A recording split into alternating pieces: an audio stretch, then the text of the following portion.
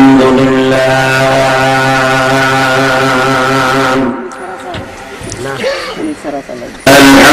لله نحمده ونستعينه ونستغفره ونؤمن به ونتوكل عليه ونعوذ بالله من شرور أنفسنا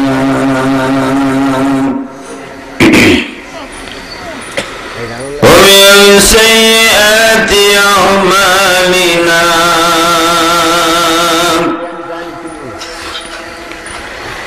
من يهده الله فلا مضل له ومن يضلله فلا هادي له الذي أرسل رسوله بالهدى ودين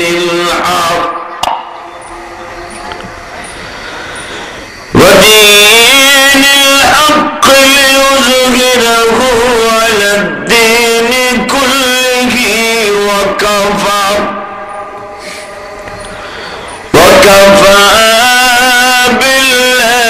بالله شهيدا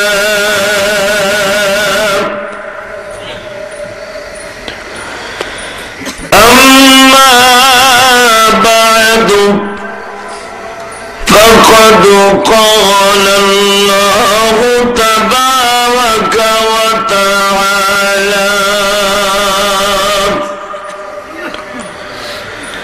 فأعوذ بالله من الشيطان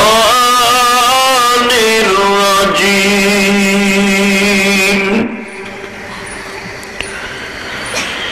بسم الله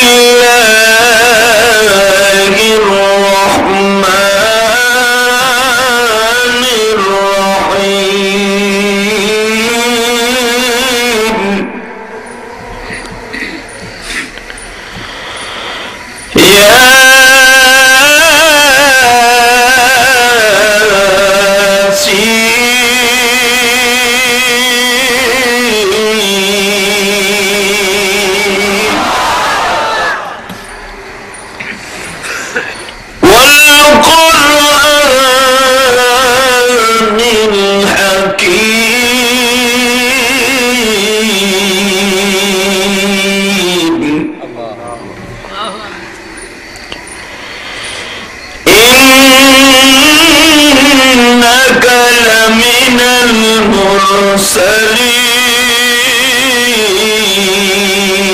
المرسلين على صراط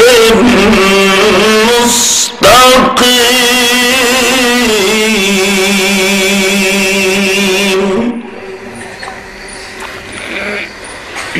تنزيل العزيز الرحيم چکار بر الله اکبر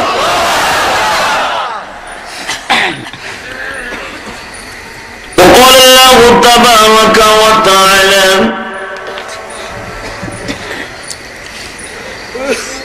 وضرب لكم مثلا أصحاب القرية إذ جاءها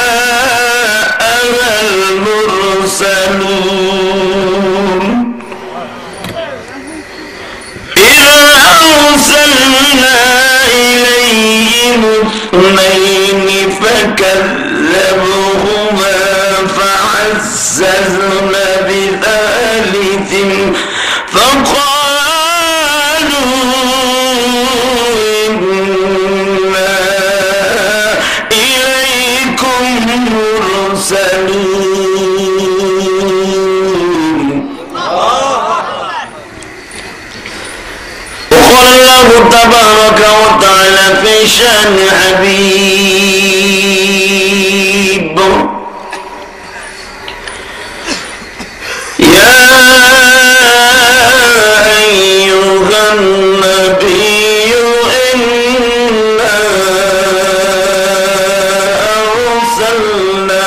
أرسلناك شاهدا ومبشرا ونذيرا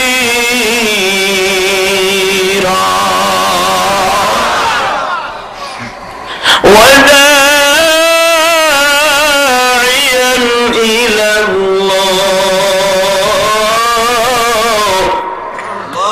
وداعيا إلى الله بإذنه وسراجا منيرا لا إله إلا الله جل لا إله إلا الله لا إله إلا الله لا إله إلا الله لا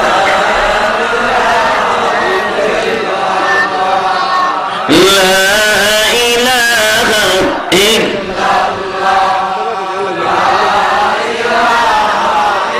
إله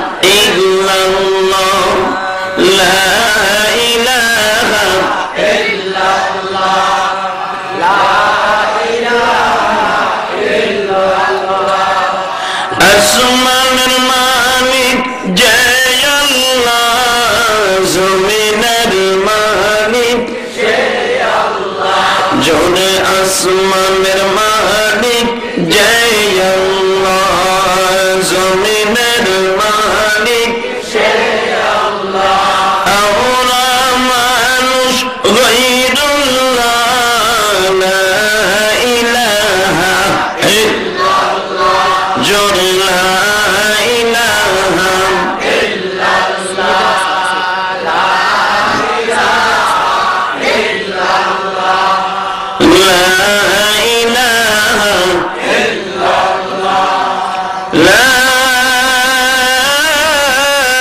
ইলাহা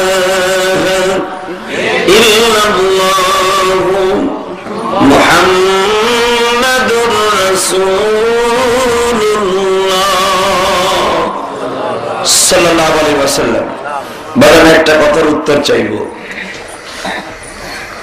আপনার আমার বন্ধুকে আল্লাহ বুঝেন নাই মানুষ, আপনার আমার বন্ধুকে আল্লাহ। পৃথিবীর সর্বশ্রেষ্ঠ বন্ধুর নাম আল্লাহ, জোরে কোন আল্লাহ। এখানে আসার সুযোগ কে দিছেন আল্লাহ। ওই আল্লাহ যদি আজকে মাফ করে দেয় অসুবিধা নেই তো?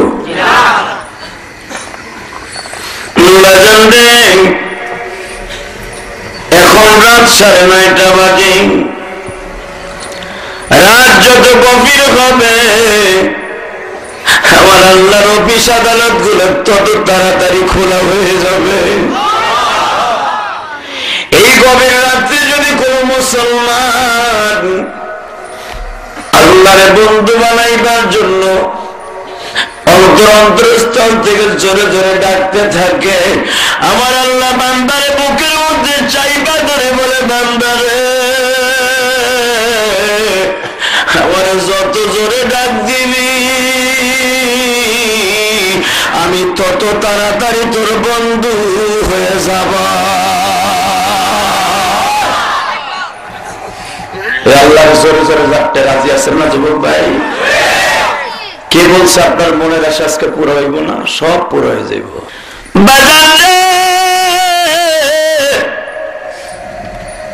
আমি কেন আল্লাহটা এত গুরুত্ব নিতে বলি জানেননি?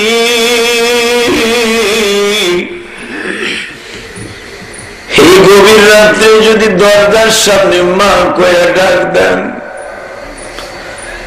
12 বছর 14 বছর 10 বছর বিবির প্রবঞ্চনায় পরে মার সাথে কথা বলেন না, যদি ঘরের দরজায় শুনে রাত 12টার সময় ডাক দেন, মা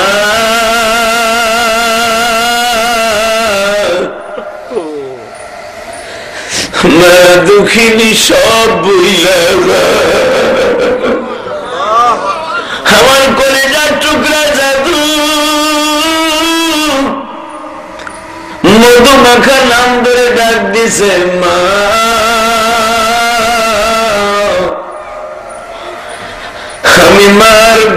রাখতে পারি না। বাজান মা বুকের মধ্যে নিয়ে সন্তানদের মাফ করে দেয়। আমার আল্লাহ বলেন বান্দারে তুই যদি আমি আল্লাহর কায়দা মতো একটা ডাক দিয়ে খুশি করতে পারোস, আমিও তোর সাথে ওয়াদা দিলাম আমি তোর মান চাইতে দরদি, আমি তোরে আমার বুকের মধ্যে চাইবা করে বলবো বান্দা কান্দিস না, মাফ করিয়া দিছি তোরে,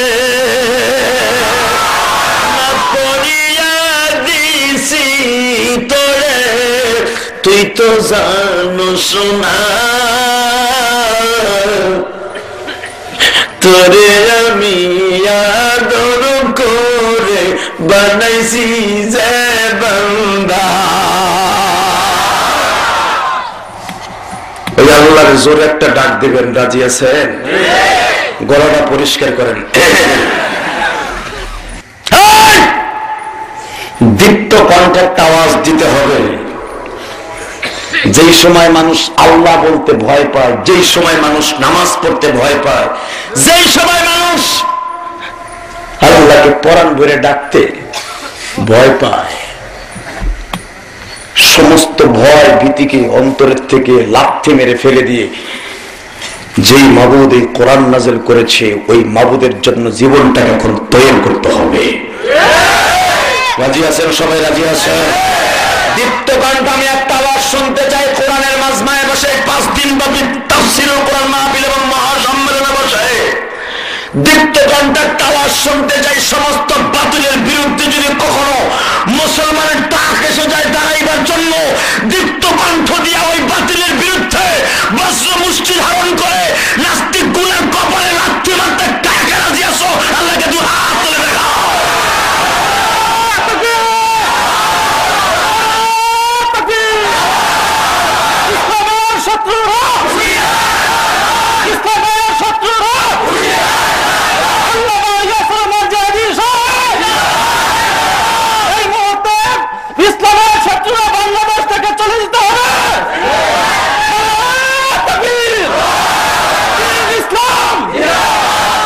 আলহামদুলিল্লাহ। মাহফিলের মাঝখান থেকে কয়েকজন যুবক লাগবো। বিয়ের অনুষ্ঠানে গীত গাওয়ার পার্টি মহিলা আলাদা থাকে, বিয়েটা জমানের লাগে, কথা ঠিক না বেঠে? আর আমার মাবুদের কোরআনের তাফসীরকে জমানের জন্য হযরত আলীর মতো ওমরের মতো কয়েকটা যুবক লাগবে। আছে যে সময় হুজুররা কথা কইতে ভয় পায়, আমি আবার পাই না, গোপালগঞ্জের বলা তো। আলহামদুলিল্লাহ। কষ্ট পান? কারণ এমন একটা দেশে জন্ম নিয়েছি, আল্লামা শামসুল হক ফরিদপুরের দেশে জন্ম নিয়েছি। এখন একটা তাকবীরের আওয়াজ শোনাইতে চাই। রেডি? লিল্লাহি তাকবীর, আল কোরআনের আলো। ঘরে ঘরে বহুত জ্বালাইছো, ছাতা হয়েছে আমার ঘরে জ্বালাই। ওই খালি শুধু রমজান মাসে তোমার বউ করে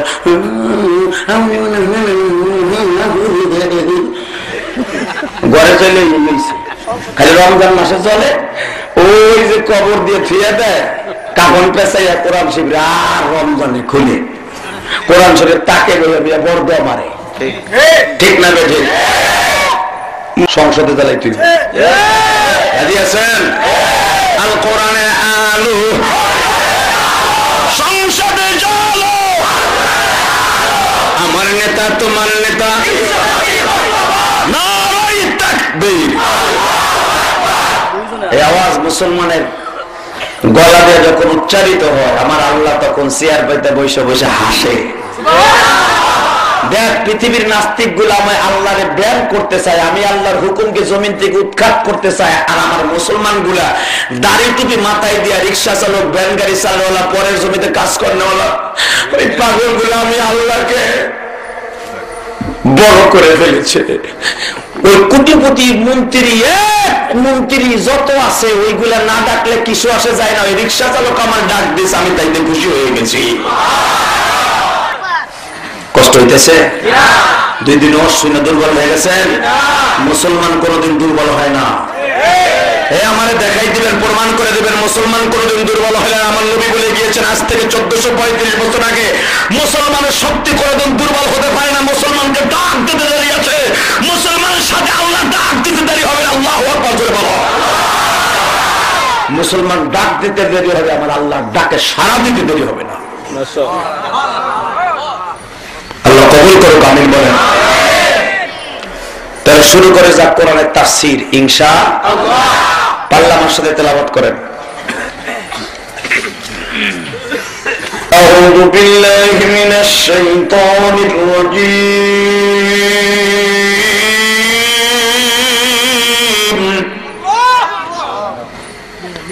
বিসমিল্লাহির রাহমানির রাহিম।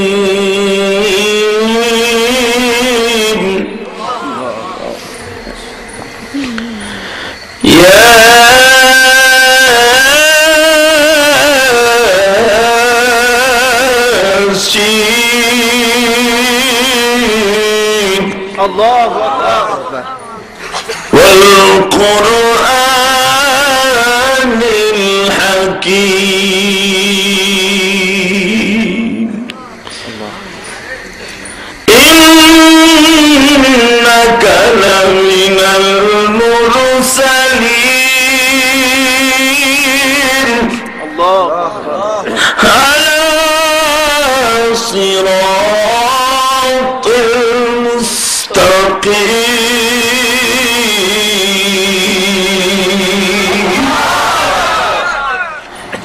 সূরাটি নাযিল হয়েছে মক্কায়। কোথায়? সূরাটির 21টি নাম আছে। কয়টা? 21টি। সূরা ইয়াসিন কিন্তু ইয়াসিনের নাম না, এই সূরার নাম না। এই সূরার নাম হলো দাহান, সূরার নাম হলো দামামা, সূরাটির নাম হলো লাজা, সূরাটির নাম হলো শেফা, সূরাটির নাম হলো লাজা, সূরাটির নাম হলো রহমান, সূরাটির নাম হামিম, সূরাটির নাম ইয়াসিন, সূরাটির নাম হাকিম, সূরাটির নাম হাফিজ, জি জি, সূরাটির নাম কোরআনুল হাফিজ ইটিসি। এই সূরাটির মধ্যে আমার আল্লাহ 5টি রুকু রেখে দিয়েছেন। এই সূরাটির মধ্যে আমার আল্লাহ এই সূরাটির মধ্যে আমার আল্লাহ 83টা আয়াত রেখে দিয়েছেন।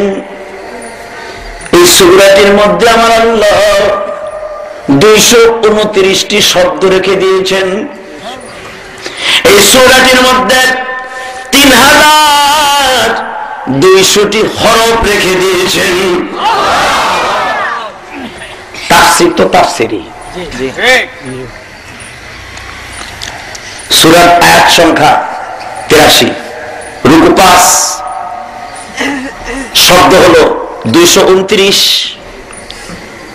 হরফ অর্থাৎ অক্ষর হলো 3002টা। সূরাটি নাযিল হয়েছে রাসূলের মাতৃভূমি মক্কায়, হিজরতের মাত্র 7 মাস আগে। কয় মাস? কেউ বলেন 1 বছর আগে, কেউ বলেন হিজরতের 1.5 বছর আগে।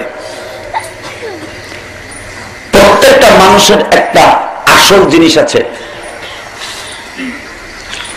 প্রত্যেকটা মানুষের একটা বডির মধ্যে সবচেয়ে একটা ভালো জিনিস আছে, শক্তিশালী জিনিস, সেটার নাম হলো হার্ট। ইংরেজিতে বলে হার্ট, বাংলায় বলে হৃৎপিণ্ড, আরবিতে বলে কলব। আর কোরআন শরীফের হার্ট, আত্মা, দিল এবং হৃদয়, সেটা হলো সূরা ইয়াসিন। জোরে বলেন, আরো জোরে বলেন। সবচেয়ে চমৎকার সূরার নাম হলো সূরা ইয়াসিন। আমার জিন্দেগিতে সূরা ইয়াসিনের তাফসীর আমি এখনো বলিনি। আর তাফসীর কি করব, তাফসীরটা আমি বুঝি না।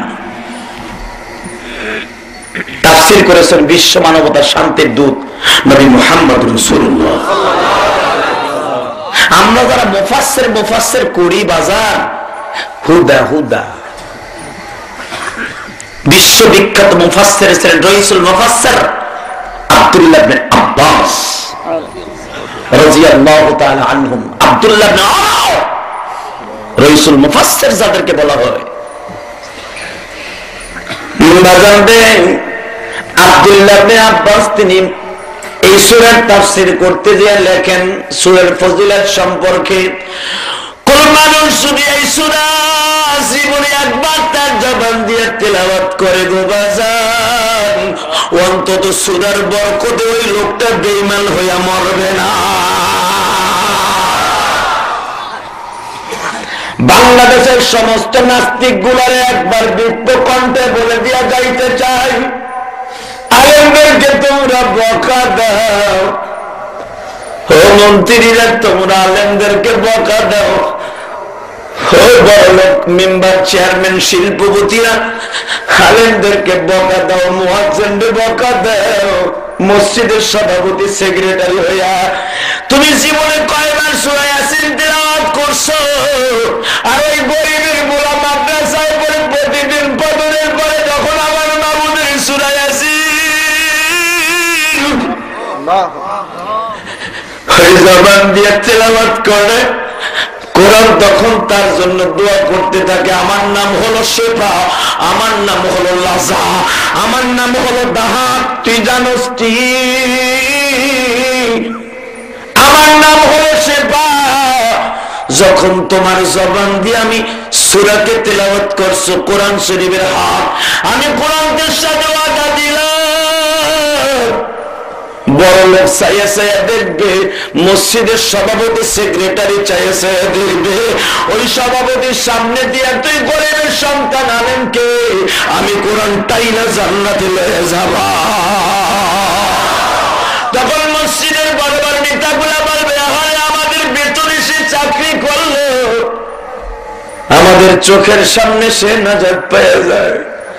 আব্দুল্লাহ ইবনে আব্বাস বলে, রাইসুল মুফাসসির বাজান, যার মতো মুফাসসির আজও পর্যন্ত জন্ম নেয়নি। আব্দুল্লাহ ইবনে আব্বাসের হাদিস নকল করলেন মুফতি শফি রাহমাতুল্লাহ আলাইহি তাফসীরে মারুফুল কোরআনের মধ্যে, এবং মাওলানা আমিনুল ইসলাম তাফসীরে নুরুল কোরআনের মধ্যে বর্ণনা করেন, এবং আনাস ইবনে মালিক থেকে হাদিস খানা বর্ণনা, যদি কোনো মানুষ একবার জীবনে সূরা ইয়াসিন জবান দিয়ে তেলাওয়াত করে, সে কোনোদিন বেঈমান হয়ে মরবে না। আনাস ইবনে মালিক আর হাদিস বর্ণনা করেন আবু হুরায়রা থেকে, যদি কোনো মানুষ জুমার দিন জুমার আগে অথবা পরে এই সূরাটা তেলাওয়াত করে,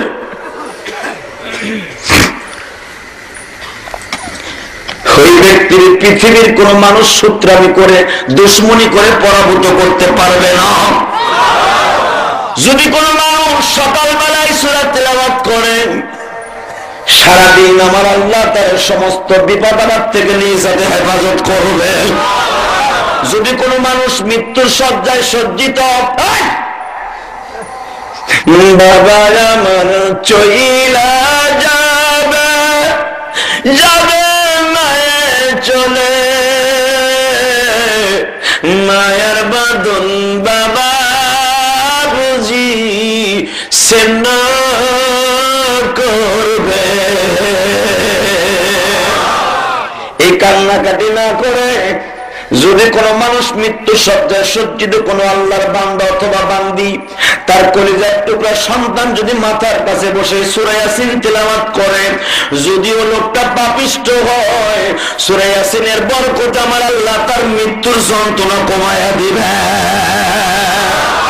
এখানে শেষ না, হযরত আবু হুরায়রা বুখারীর হাদিস বর্ণনা করেন, যদি কোনো মানুষ মৃত্যু ব্যক্তির কবরের পাশে দাঁড়াইয়া সূরা ইয়াসিন তেলাওয়াত করে, আমার আল্লাহ ওয়াদা করেছেন 40 দিন যদি কোন সন্তান বাবার কবরের পাশে দাঁড়াইয়া চোখের পানি দিনে সূরা ইয়াসিন বলে আল্লাহ তেলাওয়াত শুরু করে দেয়, আমার মাবুদের কালাম ইয়াসিন শব্দ দিয়া শুরু করবে, ইন্নামা আমরুহু ইযা আরাদা শাইআন আন ইয়াকুলা লাহু কুন ফায়াকুন। এই আয়াত পর্যন্ত যে শেষ করবে, এই আয়াত শুরু করার থেকে নিয়ে শেষ করার আগে বাবার কবর আযাব মাফ হয়ে যাবে। যুবক ভাই, আমি তোর দুইটা পাও ধরে বলে যাই, 10 মাস 10 দিন মা পেটে বোঝা বইয়া ওই মা অন্ধকার কবরে কি কষ্টে আছে তুমি জানো না গো ভাই। তুমি কি আজ থেকে সূরা ইয়াসিনের তাফসীর শুনে যে পারবা? আগামী কালকে মায়ের বাবার কবরের কাছে দাঁড়াইবা, বাবার কবরের পাশে দাঁড়াইয়া চোখের পানিগুলো ছেড়ে দিয়া বলবা, ইয়াসিন ওয়াল কুরআনিল হাকীম। আমার আল্লাহ বলবে, তুই যখন ইয়াসিন কইয়া ডাক দিছু, আমি আল্লাহ তোর সাথে ওয়াদা দিলাম, ইয়াসিন হলো আমার নবীর নাম। মারহাবা কর। ইয়াসিন কার নাম? নবীর নাম। জোরে কর, নবীর নাম। ইয়াসিন আমার বন্ধুর নাম। তুই যখন আমার বন্ধুরে ডাক দিছু, ইন্নাকা লামিনাল মুরসালিন, যেই কোরআন আমার বন্ধুর পরে নাযিল হয়েছে, আমার বন্ধুর নামটা যখন তোর জবান দিয়ে উচ্চারণ হয়েছে, তুই জানোস না রে বান্দা, 360 বছর আদম নবী কান্দার মধ্যে আমি আল্লাহ তার চোখের পানির দিকে তাকাইয়া মাফ করি নাই। যখনই আমার বন্ধুর নামটা করে ডাক দিছে,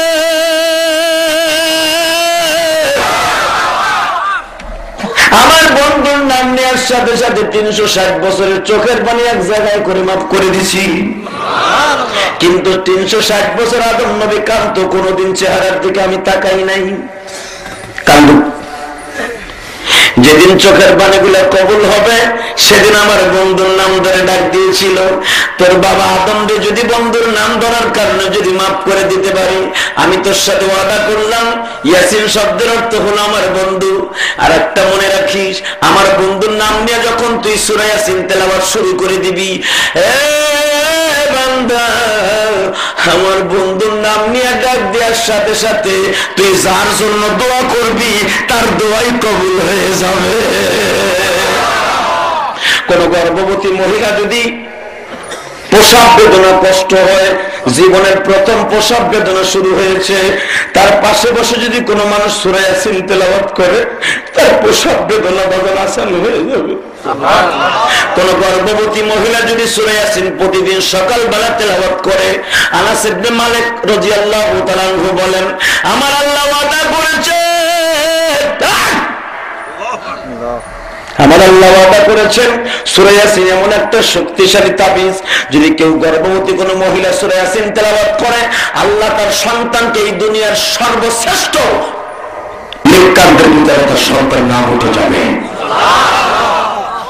আজকের মহিলারা সূরা ইয়াসিন তেলাওয়াত করা তো দূরের কথা, নবী বইয়া বইয়া টিভি দেখে। এখন ইন্ডিয়ান চ্যানেল লাগা, এখন বাংলাটা না ইন্ডিয়ান সানালের দেশের চ্যানেল, ঠিক না বে ঠিক? চ্যানেল দেখে দেখে রাত 1টা-1:30টায় ঘুমায়। আরে এমা, আমি তো তোমার মতো একজন সন্তানের মায়ের সন্তান, আমি যদি আমার বাড়ি গোপালগঞ্জ রে মা, এই যে এখন বড় বড় ওলি জন্ম নেয় না কে, কি জন্য জানো মা? এখনকার মহিলারা পেটে সন্তান রেখে ইবাদত করে না। ও মা, তুমি আজকে সন্তান পেটে রেখে টিভি দেখো, আর তুমি তোমার মার দিকে, দাদার দিকে, দাদির দিকে চাই দেখো, তারা সন্তান পেটে আসলে মা 5 ওয়াক্ত নামাজ পড়ে দোয়া করতে। এই যে আমরা জানে বলছি, কেন হয়েছে জানো মা? আমার মা টিভি কি জিনিস জীবনে আমার মা চিনত না। আমার জন্ম দক্ষিণী মায়ের কথা আমার বাবার মুখে শুনছি। আমার মা যাইরে মাসে বসে কান ধর বলতো, বাবু দে, আমার বাবা আলেম, আমার সন্তান তুমি যা দিবে তাও বানাবো আলেম। আর আমার আমাকে মা বোনরা নিয়ত করে সন্তান পেটে আসার সাথে সাথে আমার পোলারে বানাবো ডাক্তার, ইঞ্জিনিয়ার, বানান, কোনো দুঃখ নাই। আগে আমার মাবুদের কোরআন সূরা ইয়াসিন তেলাওয়াত শিখান। ঠিক না বেঠিক? আরো জোরে বলেন ঠিক না বেঠিক? সূরা ইয়াসিন যদি কোনো মানুষ সকালবেলা তেলাওয়াত করে, ওই ঘরে রিজিকের অভাব কোনোদিন হবে না। যদি কোনো জমিতে কাজ করেওয়ালা কোনো মানুষ জমিতে বীজ রোপণ করার আগে সূরা ইয়াসিন তেলাওয়াত করে, পানিতে ফু দিয়া ছিটাইয়া দেয়, ওই জমিন পোকা মাকড় ইন্দুর বান্দর সমস্ত বালা মুসিবত থেকে আল্লাহ ওই জমিনকে হেফাজত করবে। শুধু এখানে শেষ না, এখন যেটা বলবো, যদি কোনো মানুষ মৃত্যুর আগে সূরা ইয়াসিন পড়তে পড়তে মারা যায়, সে শহীদের দরজা পাবে। এরকম হাজারো ফজিলত আছে হাদিসে।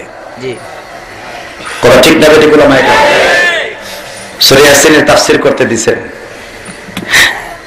আসেন শুধু ইয়াসিনের তাফসীর দিয়ে শুরু করি। আলহামদুলিল্লাহ বলেন।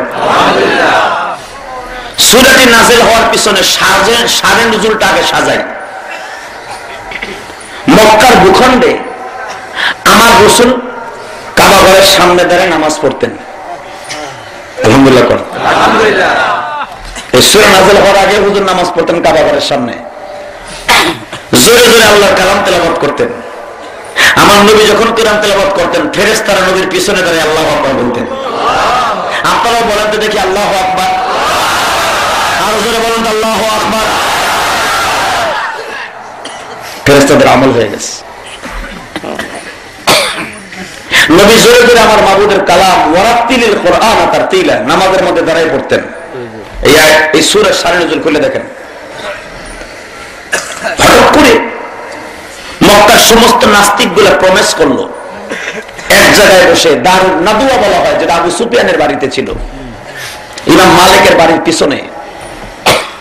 এখানে বসে তারা পরামর্শ করতেছে, মুহাম্মদ রে আর কাবা ঘরের সামনে ওর ওই কোরআন শরীফ নামে কবিতা পড়তে দেওয়া যাবে না।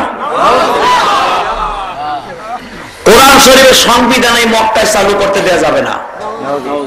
কারণ মুহাম্মদ কি কবিতা কোরআন শরীফ নামে পড়ে, মানুষগুলো শুনেই পাগল হয়ে যায়। তোলার কোরআন শরীফ এটা জাদু। এই কথা শুনে তাহলে বলো কি করা যায়? কি আর করবা, একটা কাজ করো। কি?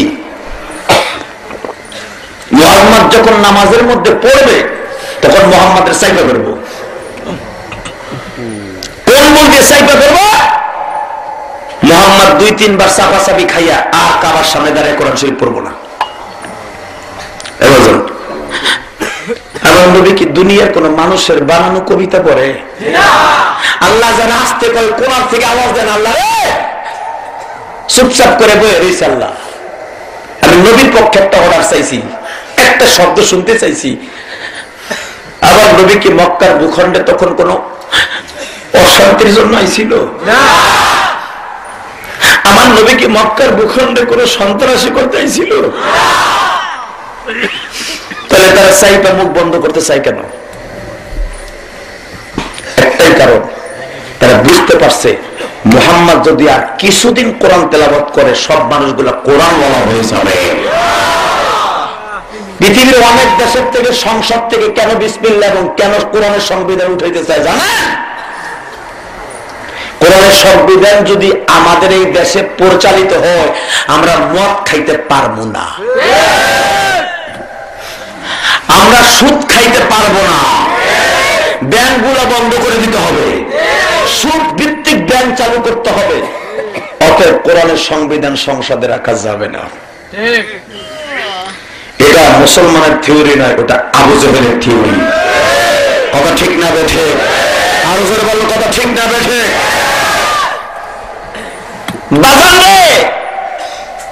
মক্কার ভূখণ্ডের সমস্ত নাস্তিক গুলা হুজুরের মুখটা বন্ধ করে দিতে চাইল।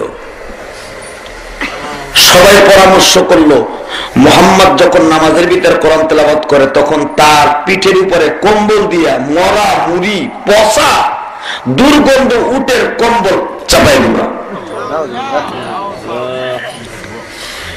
তখন একজন উমাইয়া ইবনে খালদ, যে সবচেয়ে বড় শয়তান ছিল, যার কথা কোরআন শরীফে আসছে সূরা ইয়াসিনের শানে নজুলে। এই শয়তানের কথা আছে, শয়তান বলতেছে আবু জেহেল নেতা, তুমি যে কইলা তার পিঠের উপরে মরা মুড়ি পচা উটের বুজুরি চাপায় দিবা, অথবা 2-3 দিন দিলে আর জোরে জোরে পড়বো না, তাহলে এই কামটা আগে কে স্টার্ট দিব? তুমি করো। বউনি করবো কে এই কাম? আবু জেহেলকে তোমরা ভয় পাও নাকি? কয় হ আমরা ভয় পাই। কি লেগে? তুমি কি ভুলে গেছো তুমি একবার মুহাম্মাদের কাছে পাথর লয়ে গেছিলা? আল্লাহু আকবার জোরে কর। মুহাম্মদ নামাজ পড়তেছে, তুমি একটা বড় পাথর লয়ে গেছিলে। এটাও সূরা শান-এ-নজুল সূরা ইয়াসিনের। তুমি বড় একটা পাথর লয়ে গেছিলে,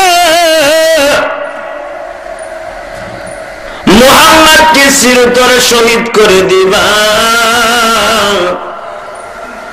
মুহাম্মদ তো কাবার দিকে তাকাইয়া নামাজ পড়তেছে, তুমি পাথরটা যখন জাগাইয়া মারবা, মুহাম্মাদের পিছনের হাড্ডির ভিতর থেকে 2টা বাঘ বাইর হয়েছিল, যেই বাঘ দেখে তুমি পাততে পাততে পালাইছিলা। তুমি পিছনের রাস্তা দিয়ে পালাইতেছিলে, মনে আছে? মনে আছে, মনে আছে। তাহলে তুমি আগে বউনি করো, তুমি আগে বউনি করো, মরা মরিটা তুমি তার পিঠের উপর চাপাইবা।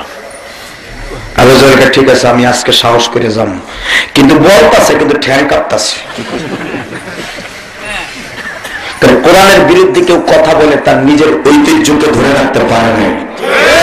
সে যত বড় ক্ষমতার মালিক হোক, কথা ঠিক না বেঠে? আনসারের বড় কথা ঠিক না বেঠে? বাংলার জমি যারা কোরআন বিরোধী, হাদিস বিরোধী, নবী বিরোধী যুদ্ধকণ্ঠে শুনে নাও। বাংলার জমিনে যতই কোরআনের বিরুদ্ধে কথা বলবা, নবীর বিরুদ্ধে কথা বলবা, তোমরা একদিন শেষ হয়ে যাবা। আল্লাহর জমিনে কোরআন থাকবে, আবু জেহেল যেমন শেষ হয়ে গেছে। আর একবার যদি কথা বলো, বাংলাদেশের মুসলমান তোমাদের গালে জুতার বাড়ি দিয়ে বাংলাদেশ থেকে তাড়াবে। কে কে রাজি আছো?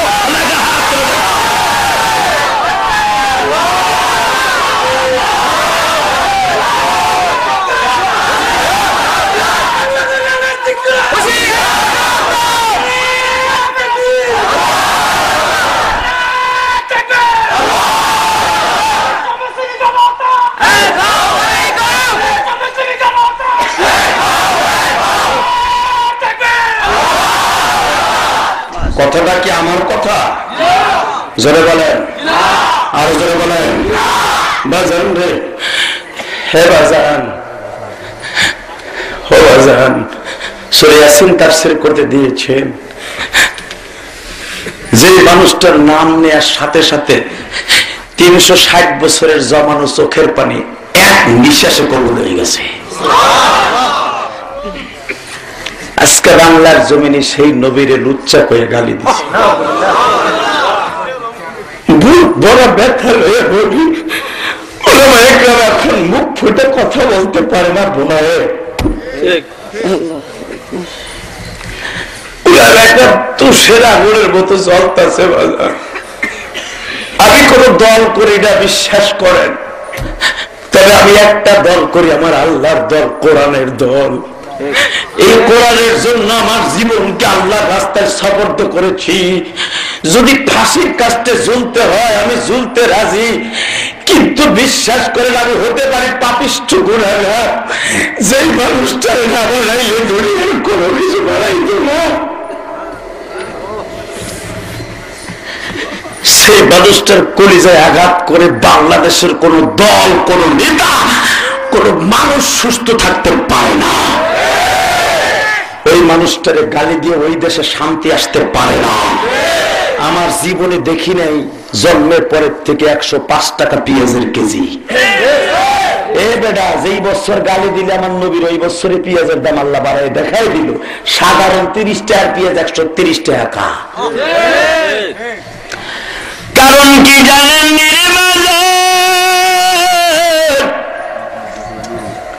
আমার আল্লাহ আপনারা আমার বানাইছে, আমার আল্লাহ আমারে যদি কেউ গালি দেয় আমার আল্লাহ কষ্ট পায় না, কিন্তু আমার নবীরে গালি দিলে আমার আল্লাহ সহ্য করতে পারে না। কারণ এই মানুষটা জীবনে কোনদিন উম্মতের জন্য পেটটা ভরে খায় নাই। এই মাসে যে হোসাইন শহীদ হয়েছে কারণ কি জানেননি? তার একটা কারণে এই দুইজনকে আল্লাহর নবী উম্মতের জন্য দিয়ে গেছে। আল্লাহু আকবার, আরো জোরে বলো। এই আল্লাহু আকবার, আরো জোরে বলো, আরো জোরে, আরো জোরে, আরো জোরে বলো। কেমনে দিয়ে গেছে এখন এক্সাম্পলটা ফিট করি। হে বাজান, হে যুবক, তোর জীবনে যে দল কর কর, আমার কোনো দুঃখ নেই। কর, আওয়ামী লীগ কর, বিএনপি কর, কর, জামাত ইসলাম, যেটা মনে চায় সেটা কর। আমি কোনো দলের বিরুদ্ধে কথা বলি না, আমি শুধু বাস্তব কথাটা, হৃদয় সেরা কথাটা বলে দিয়ে যাই। হয়তো আগামীকালকে আমার 4 জনে কান্দ করে কবরে রেখে আসতে পারে। আমার জীবনের কোনো চাইরানার মূল্য নাই, কিন্তু আমার নবীর মূল্য কিয়ামত পর্যন্ত থাকবে। ওই মূল্যওয়ালা নবীর পক্ষে যদি কারো কণ্ঠ বাজে, আল্লাহ তারে কোনো বিপদের মধ্যে ফেলতে পারে না, পারে না, পারে না, পারে না। কারণ সমস্ত দলের একই কথা, আমার নবীর অপমান করলে মাইনে নিতে রাজি না।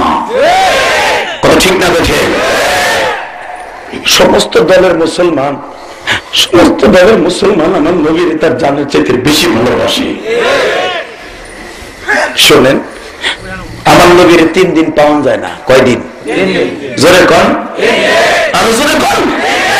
3 দিন পাওয়া যায় না আমার নবীর।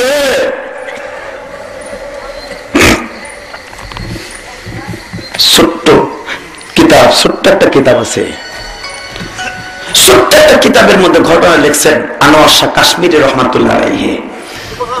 হযরত আব্দুল্লাহ ইবনে ওমরের হাদিস বর্ণনা করে হুব্বুন নবী সাল্লাল্লাহু আলাইহি ওয়াসাল্লামের মধ্যে পৃথিবীর মানুষ আল্লাহরে গালি দিলে আমার আল্লাহ সহ্য করবে, এই মানুষটারে গালি দিলে আল্লাহ সহ্য করবে না। ওই দেশে গজব আসবে, আসবে, আসবে। খালি রাসূলকে ভালোবাসি মিলাদের দ্বারা, রাসূলকে ভালোবাসি দাড়ির দ্বারা, নবীরে যে গালি দেয় এটা আমার দলের কারণে মুখ খুলতে রাজি না। কোন আলেম বললে তার সাথে থাকতেও রাজি না। আলেমদের সেখানে ওয়াজ করতে আসতে দেওয়া যাবে না, এরকম বলি। কথা ঠিক না? বেঠে এবার মরবি না। হ্যাঁ বাজান রে, আসল জিনিসটা বুঝা কবরে যান। সূরা ইয়াসিনের শুরুতে আমার আল্লাহ বললেন ইয়াসিন ওয়াল কুরআনিল হাকীম। यासीन, ओ नबी यासीन, और कुरान हकीम जो हिकमत से भरा हुआ है। ये कुरान पूरा तमर हिकमत दिया भरा। इन्नका लमिनाल मुरसलीन, আপনার দুনিয়ার কেউ রাসূল হিসেবে মানুক বা না মানুক, ইন্নাকা অবশ্যই আপনি সত্য রাসূল। ওয়াকাফা বিল্লাহি শাহিদা, এই তাফসীরে মাহফিল কুরআন, সত্য রাসূল। ইন্নাকা লামিনাল মুরসালিন, আমার পক্ষ থেকে অবশ্যই আপনি সত্য রাসূল, সত্য রাসূল আমি আল্লাহ নিজে সাক্ষ্য দিলাম। ওই কাফেররা করে মারতে চায়, রাসূল হিসেবে মানে না, এটা আপনার কিছু আসে যায় না। আমি আপনার ডিক্লারেশন দিছি, আমার পক্ষ থেকে আপনি সত্য ন্যায় নিষ্ঠার পথে আছেন, আপনি আমার পক্ষ থেকে প্রেরিত রাসূল। আলা সিরাতিম মুস্তাকিম, আপনি সঠিক রাস্তার উপরে আছেন। কারণ কি জানেন? এই সূরা নাযিল হওয়ার আগে আমার নবীর অন্তরটা ভেঙে চুরে তছনছ হয়ে গেল। মক্কার যেদিকে যাই সেদিকে যাই মার খাই, সবাই আমার সন্তানের হিসেবে গালি দেয়। এই মক্কার আবার বংশের কত মানুষ আছে তাদের বিরুদ্ধে এত কথা কেউ বলে না। আমি সত্য কথা বলি বিদায় আমারে মানুষে এত গালি দেয়, এত মাইর দিতে চায়, আমারে মাইরে ফেলতে চায়। আমার অপরাধটাকে আল্লাহ তুমি তো আমারে রাসূল বানাইছো, তাহলে আমারে তারা এত ঘৃণা করে কেন মক্কায়? তখন আমার আল্লাহ সূরা ইয়াসিন দিয়ে নবীরে বুঝ দিয়ে আনন্দ দেয়। আলা সিরাতিল মুস্তাকিম। তারা যে আপনারা গালি দেয় সন্তান এসে বলে নো ওরা পথভ্রষ্ট, আপনি আমার রাস্তার সঠিক নবী, সঠিক নবী, সঠিক নবী। এই যুবক যারা তোমরা কোরআনের রাস্তায় আছো, এই সূরা ইয়াসিনের আলোকে বলে গেলাম তুমি সঠিক রাস্তায় আছো। যারা কোরআনের বিরুদ্ধে কথা বলে, আলেম ওলামার বিরুদ্ধে কথা বলে, ওরাই নাস্তিক, ওরাই মুরতাদ, ওরাই মুরতাদ, ওরাই জুতার বাড়ি খাওয়ার উপযুক্ত। ও যতবারই দামি মনে করুক না কেন, আমার আল্লাহর কোরআনের ফিক্রে দেখে গেছে ওই মুরতাদ, তুমি নেককার। কথা ঠিক না বলি? নবীকে আল্লাহ বুঝ দিলেন আলা সিরাতিল মুস্তাকিম, আপনি সঠিক রাস্তার উপরে আছেন, আমি আল্লাহ আপনার পক্ষে আছি। সুবহানাল্লাহ কোন তানজিলুল আজিজুর রহিম। এই কোরআন যারা বিশ্বাস করে না, আপনি বলেন এই রহমানের পক্ষে থেকে নাযিল হয়েছে কোরআন, এটা আমার বানানো, আমার রচিত কোরআন নয়, আমার আল্লাহ দিয়েছে। কথা ঠিক না ঠিক? আরো তাদেরকে চ্যালেঞ্জ করেন, লিতুনদিরা কওমান মা উনদিরা আবাউহুম ফাহুম গাফিলুন। আপনি যে তাদের বাপ দাদার বানানো ধর্মের বিরুদ্ধে যে কথা বলেন, আপনি যে বলেন গাফেল, তোমরা বুঝো না কিছু, ওই বাতিল ধর্ম বাদ দিয়ে আমার রাস্তায় আসো, এটা তারা মানবে না। কানটা আমি বন্ধ করে দিচ্ছি। আল্লাহ আকবার জোরে বল। তরজমাটা শেষ করলাম। আর রাসূলুল্লাহ قد حق القول على اكثرهم فهم لا يؤمنون। আপনি ওদেরকে যতই বুঝেন কাজ হইব না। ওরা যেটা বোঝে, ওর নেতায় যা কইছে, আকসারিহিম, ওদের নেতা অধিকাংশ যেটা বলে, অধিকাংশ নেতারা ওইটারই মানবে। আপনি যতই বলেন ওরা ঈমান আনবে না। লা ইউমিনুন।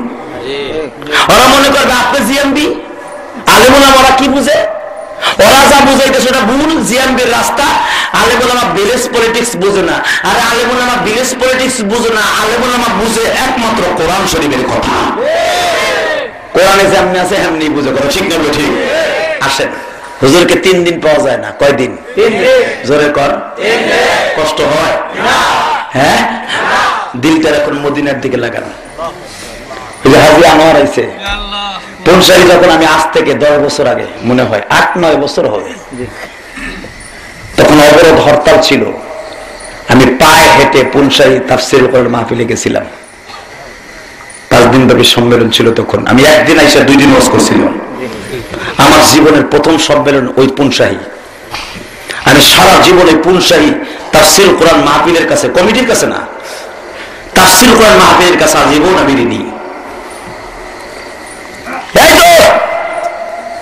মনে রাখতে হবে, পুনশাহী সম্মেলনের অনেক লোক এখানে আছে।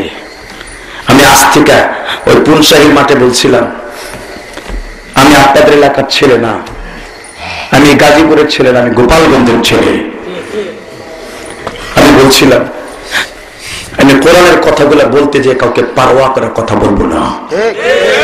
তখন হাজার হাজার জনগণ 2 হাত জায়গায় বলছিল কথা ঠিক বলেছেন। কথা ঠিক না? ঠিক। আপনারা কি আজকে বলেন না? হ্যাঁ। তখন হাজী আনোয়ার হজ করে নাই, এখন সে হাজী। যারা হজ করছেন আমি তাদেরকে সবাইকে চিনি না। মদিনার দিকে এখন দিনটাকে লাগান। বাংলার জমিন থেকে ইসলাম আস্তে আস্তে বিদায় নিয়ে যাওয়ার পথে। যেই নবীর নাম নিলে এত বরকত, তার পক্ষে কথা বললে মুসলমান হয়ে যায় জিএমবি। কথা ঠিক না? ঠিক। কয়েকটা বান্দর, ডাক্তার ইমরানের মতো একটা বান্দর, সে সরকারের চ্যালেঞ্জ করে। ওর সাহস কত বড়! কথা ঠিক না? ঠিক। আমার দিকে তাকান। 3 দিন আমার নবীরে পাওয়া যায় না। সমস্ত মদিনার সাহাবীগুলো পাগল হয়ে গেছে। হযরত ওমর তখন একটু দূরে ছিলেন ব্যবসায়িক কাজে। আনোয়ার শাহ কাশ্মীরি হুজুরের মুহাব্বত সম্পর্কে লেখেন হাদিসখানা, আব্দুল্লাহ ইবনে ওমর থেকে হাদিসখানা বর্ণনা। আব্দুল্লাহ ইবনে ওমর পাগলের মতো বাবার কাছে যে খবর দিলেন, আব্বা শুনছেন নি আমার এতিম নবীর পাওয়া যায় না। ওমর ওখান থেকে তরবারিটা টান দিয়ে বের করলেন, মদিনার ইহুদির বাচ্চারা রে,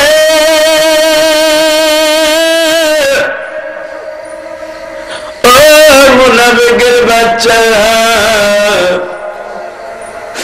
তাড়াতাড়ি আওয়াজ দিয়ে আমার নবী কোথায় আছে। যদি 1 ঘন্টার ভিতরে আমি আমার নবীর খবর আমার কানে না দিতে পারস, আমি যেই নবীকে মারার জন্য তরবারি নিয়ে মক্কার অলিতে গলিতে ঘুরছিলাম, সুন্দর চেহারা দেখে মুসলমান হয়েছিলাম, আজকে সেই ওমর ডিক্লারেশন দিলাম, আমার নবীর খবর যদি না দিতে পারোস, আমি ওমর 1 ঘন্টার ভিতরে একটা মুনাফিক মদিনায় রাখব না। নামদারি মুনাফিকরা থরথর করে কাঁপতাছে, যে মোট আমাদের ভুল বসতেছে, আসলে তো রসুলের খবর আমরা জানি না।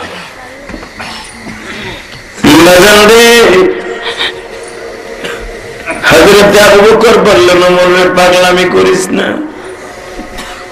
চল আশেপাশে আমার নবীরে খুঁজে দেখি। দুইজনে যখন 2 রাস্তা দিয়ে রওনা দেয়, ও হাদিসের বাবাজিরা, ওই পাহাড়টা তো এখনো মদিনার ভূখণ্ড আছে, জাবালে সারা, ওই গর্তের মধ্যে আমার নবী মাঝে মাঝে যায় উম্মতের জন্য কপালটা জমিনে ঠেকায় কাঁদতো। পাহাড়টা বেশি উঁচা না রে বাজার, নবী শুধু একটা কথাই বলতেন, আল্লাহুম্মা গফিরলি উম্মতি, মাবুদ রে আমার উম্মত কি করছে তুমি কি মাফ করবে না। যে উম্মতের কান্নারি আজকে বাংলাদেশের উম্মত, সেই নবীরে কি কর।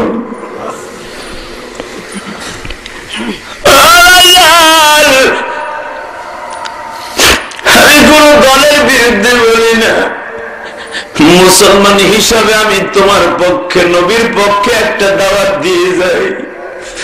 কোন মানুষ যদি আমার নবীর জন্য 1 ফোঁটা চোখের পানি বরাদ্দ করে, ওই মানুষটার জীবনের সব গুনাহগুলো মাফ হয়ে যায়। যুবক ভাইরে, বহুত দূর দূরান্ত থেকে আসছো কোরআনের তাফসীর শুনতে এই সম্মেলনে, আমি তোমার 2 হাত ধরে বলে যাই রে যুবক ভাই, আমিও তো একদিন তোমার মতো যুবক ছিলাম। তোমার মনের মধ্যে কত আশা, বিবাহ করব, শাদী করব, নাতি নৎকার হবে, চেয়ারে বসে বসে নাতিদেরকে বলবো অজুর পানি দিয়ে যাও, বিবিরি বলবে 1 কাপ চা বানিয়ে দাও, বিবিরি বলবো পাওটা টিপে দাও, বিবিরি বলবো অমুক কাজ করো তমুক কাজ করো। যুবক ভাই, তোমার কোনো গ্যারান্টি নাই কবে চইলা যাইবা। আশা তোমার আশাই রবে,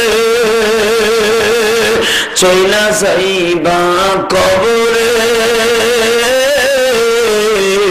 সকল আশা পুরা হবে জান্নাতে গেলে। জান্নাতে যাইবা, কেমনে যাইবা? ওই জান্নাতের দরজার সামনে দাঁড়াই থাকবে নবী মুহাম্মদুর রাসূলুল্লাহ। ওই নবীর সিগনেচার তোমার দলিলে না দেওয়া পর্যন্ত তুমি জান্নাতে যাইতে পারবা না। কেন? তুমি নবীর কথা শুনে 1 ফোঁটা চোখের পানি এখন বের করবা না। আমি কোরআনের হাত থেকে বলছি, তুমি যদি এখন 1 ফোঁটা চোখের পানি বরাদ্দ করতে পারো, ওই আরশে আজিমের মালিক তোমার চোখের পানিটাকে তার কুদরতি রুমালের মধ্যে জমা করিয়া কিয়ামতের মাঠে নবীর সামনে চিপুর দিয়া বলবে, নবী গো, ওই যে দেখে রয়েন তাফসীরুল কোরআন মাহফিলে বসে সূরা ইয়াসিনের তাফসীর শুনে আপনার ওই পাগল উম্মতটা আপনার কথা শুনে কেঁদেছিল। দেখেন ওর চোখের পানি আর গায়ের ঘেরান আসে কিনা। বাজানদের চোখের পানির সাথে গায়ের একটা ঘেরান আছে। দোস্ত, ওই চোখের পানির ঘেরান যখন আমার নবীর নাকে লাগবে, উম্মতের বুকের মধ্যে লইয়া একটা ধাক্কা দিয়ে জান্নাতে পৌঁছে দিবে। এই মুহররমের চাঁদে দীপ্ত কণ্ঠে ওয়াদা দিবানি ওমরের মতো কোন যুবক এখানে আছে কিনা। হে বাজান, তালাশ করতে করতে করতে করতে করতে কিন্তু সময় যাইবার পরে দেখা যায় মদিনার রাখালগুলি তাজা তাজা ঘাসগুলা উটের হাতের কাছে হাত দিয়ে উটের সামনে ধরে রাখছে, ছাগলের কাছে ধরে রাখছে, কিন্তু কোন ছাগল কোন উট গাছের দিকে মুখ লাগায় না, উপরের দিকে তাকাইয়া চোখের পানি দিয়ে তারা কি যেন জিহ্বাটা বের করে বলতে চায়।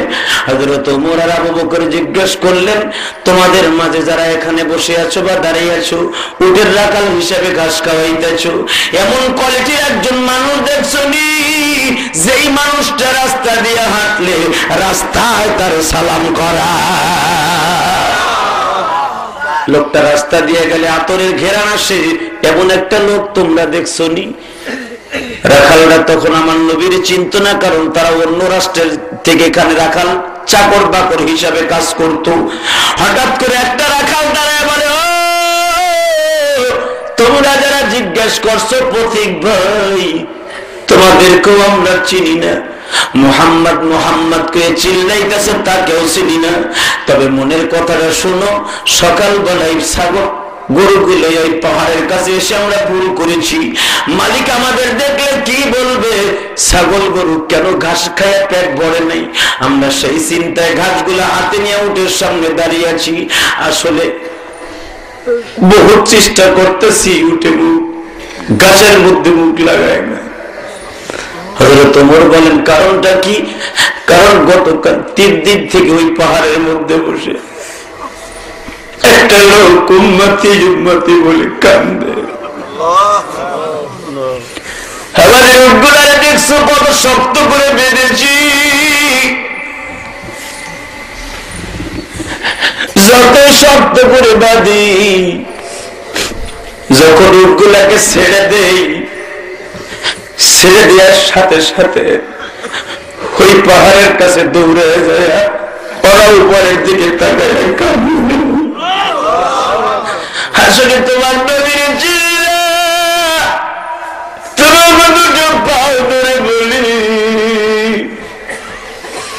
হতে পারে তোমার ওই মানুষটা নবী, কারণ তোমাদের মাথায় টুপি, তোমাদের মাথায়, তোমাদের মুখে দাড়ি, তোমাদের গায়ে পাঞ্জাবি, তোমরা যে সূরাতের ওই মানুষটা, ওই সূরাতের মনে হয় ওই লোকটা তোমাদের ধর্মের মানুষ হবে। হযরত ওমর রাখালদের লোক শুনে আবু বকরকে বললেন, আবু বকর রে, যেই মানুষটা চোখের বালি দেখিয়ে রাখাল গরু ছাগল সহ ঘাস খাওয়াইতে পারে না, উটগুলা মুখে ঘাস দেয় না, বুঝতে পেরেছি ওই মানুষটা আমার নবী ছাড়া আর কেউ হবে না। যাই রে আবু বকর যাই, পাগলের মতো দৌড়ে যায়, দেখে গো বাজার ঠিকই আমার নবী সিজদায় পড়ে আল্লাহুম্মা গফিরলি কওমি, আল্লাহুম্মা গফিরলি উম্মতি বলে কান্দে। নবী যখন কান্দে, আবু বকর পিছনের থেকে চিন্তা করে, কেমনে লোকটারে উঠাই? আমার নবী আল্লাহর সাথে কথা বলতেছে। আবু বকর নবীরে ডাকতে সাহস পায় না, ওমর ডাকতে সাহস পায় না। পিছনের থেকে আবু বকর একটা বুদ্ধি অর্জন করলেন, নবীর এই অভিনয় করে কোনদিন এখান থেকে নিয়ে যাবে না। একটা কাজ করো, যাই নবী 3 দিন পর্যন্ত মনে হয় কোনো কিছু খায় নাই,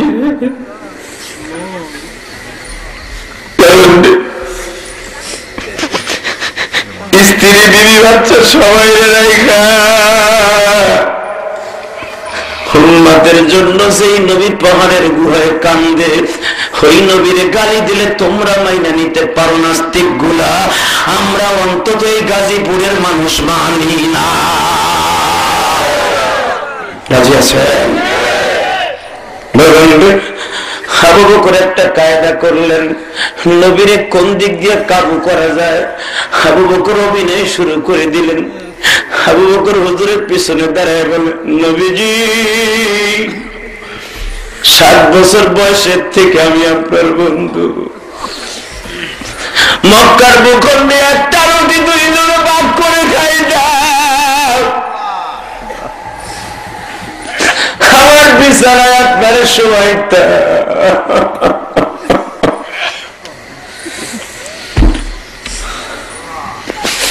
মক্কার ভূখণ্ডে 2 বন্ধু গলায় হাত দিয়ে কাবা ঘরের দরজার কাছে ওই মালিকের কাছে মনের কথা বলতাম। আপনি যখন মক্কার ভূখণ্ডে মা করে কাঁদতেন গো, আমায় চাইলে গেলাম কারে ডাকবো মা, তোমার সে দূর মনের বেটা, তোমার সে দূর মনের বেটা কেউ তো বুঝলো না।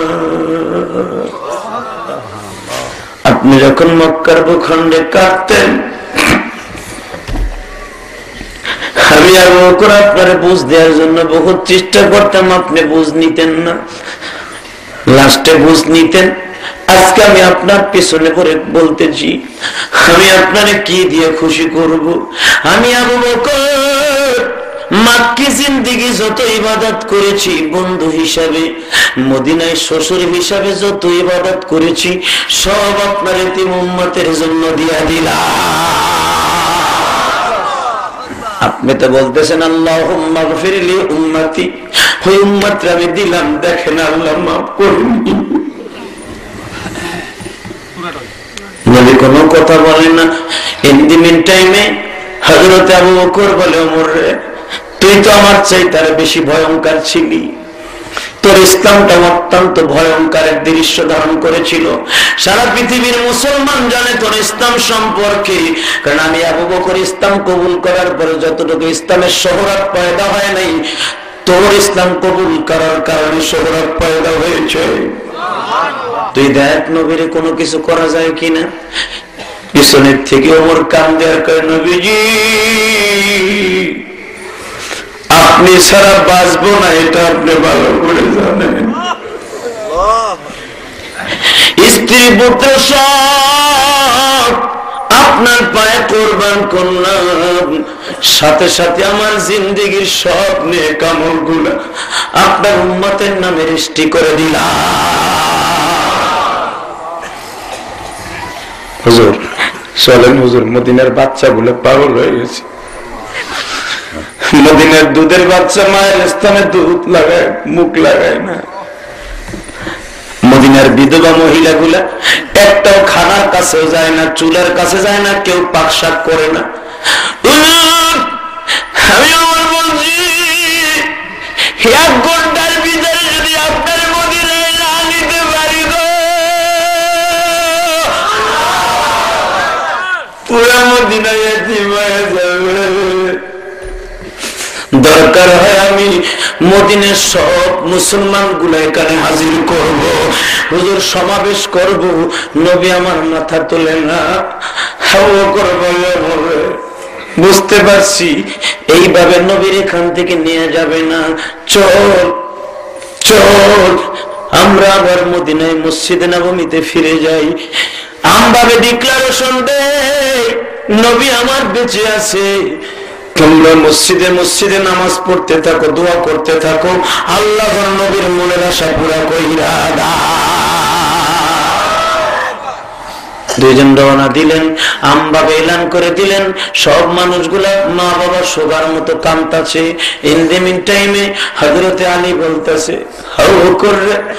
আমার মাথায় একটা বুদ্ধি আসছে, ফাতেমারে আমার নবী জীবনের চাইতে বেশি ভালোবাসি, আমার ছোট্ট ছোট্ট নাবালেক 2টা হাসান হোসেনরে অনেক ভালোবাসে, এই 3 জনকে চলো বোরকা পরাইয়া লইয়া যাই। ফাতেমারে বোরকা পরাই লয়ে যাই। ফাতেমা ডাক দিল, আমার নবী চাই দেখতে পারবো না, চলো। 3 জনকে গর্তের কাছে নিয়ে জিজ্ঞেস করলেন, হাসান তোর নানারে ডাক দে। দুই ভাই দৌড় দিয়ে যায় নানার বুকের মধ্যে মাথাটা ঢুকাই দিয়ে বলে, নানা তুমি কি ভুলে গেলে গো নানা? মায়ের মুখে শুনছি আমি হাসানের থেকে আমার ছোট ভাই মাত্র 11 মাসের ছোট, আমরা দুই ভাই একসাথে মায়ের স্তনের দুধ পান করতাম, আমারে দুধ খাওয়াইতো, আমার ভাই হুসাইন কাঁদতো, তিনি আমার ভাই হুসাইন রে কাঁধের পরে নিয়ে নিজের জিহ্বাটা গালের মধ্যে ঢুকানো দিতেন। তোমার জিহ্বার সংস্পর্শে আমার ভাইয়ের কান্না বন্ধ হয়ে যাইত। ওই যে দেখো তোমার হুসাইন নিয়ে আইছি না না,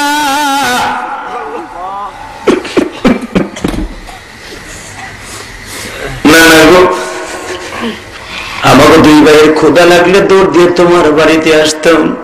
এই 3 দিন আমরা দুই ভাই পেটটা ভরে কিছু খাই না গো নানা। খাইতে গেলে মা বলে, হাসান রে তুই বলে তোর নানারে ভালোবাসো, তোর নানা কই না খাইয়া পড়ে রয়েছে, তুমি না খাওয়াইলে খামু না। যখন দুই ভাই কান্দাছে আমার নবী কোনো উত্তর দেয় না। এবার ফাতেমা, আবু বকর, আলী, হযরতে ওমরকে, উসমানকে সরাইয়া বাবার পিছনের থেকে দাঁড়ায় বলে, বাবা গো, যেই দুইজনকে তোমার জানের চাইতে বেশি ভালোবাসো, যেই দুইজনকে বলেছো মান আহাব্বাহুমা ফাকাদ আহাব্বানি ওয়া মান আবগাযাহুমা ফাকাদ আবগাযানি, যেই দুইজনকে তুমি ভালোবাসলে তুমি তারে ভালোবাসবা, যেই দুইজনের সাথে দুশমনি করলে তোমার দুশমন হয়ে যাবে। ওই ভালোবাসার পাত্র দুইটা তোমার উম্মতের জন্য কুরবানি দিয়ে দিলা। এবার যদি পরাণ বলে, এবার আমার ডাকে সাড়া দাও বাজান রে, হেদিক দিয়ে আমার আল্লাহর আরশে আজিম থর থর করে কাঁপতেছে, কোটি কোটি ফেরেশতারা কান্দে, মামুন রে আর কত কাঁদাইবা তুই। বাংলাদেশে কোন নবীরে গালি দেয় আর চাইছে শুনবো, আর কত কাঁদাইবা তুমি তোমার বন্ধুরে,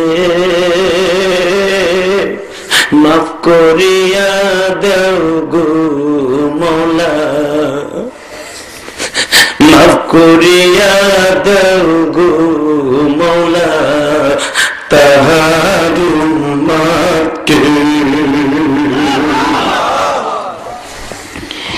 এই দরখাস্ত যখন ফেরেশতারা আল্লাহর কাছে দিতেছে,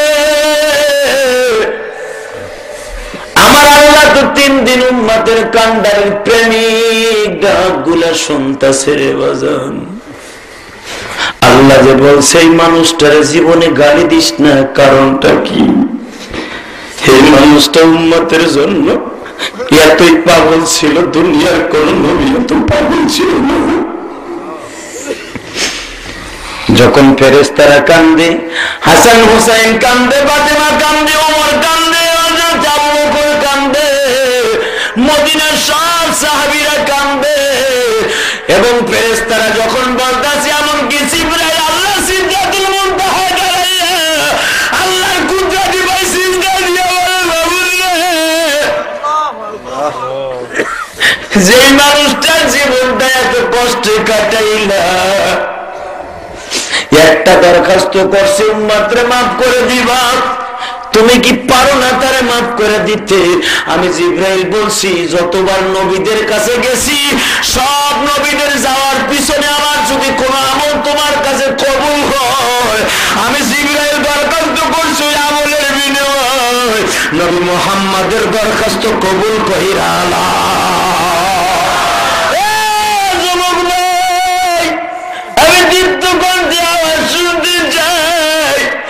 এত বড় দয়ার নবীকে বাংলার জমিনে কোন নাস্তিক যদি গালি দেয়, অন্তরস্থল থেকে একটা সমর্থন চাই। এমন কোন যুবক আসেনি যারা নবীরে গালি দিয়েছে, ওই নাস্তিক গুলালে কুত্তার মতো পিটাইয়া শ্যামটা দাফন করবা।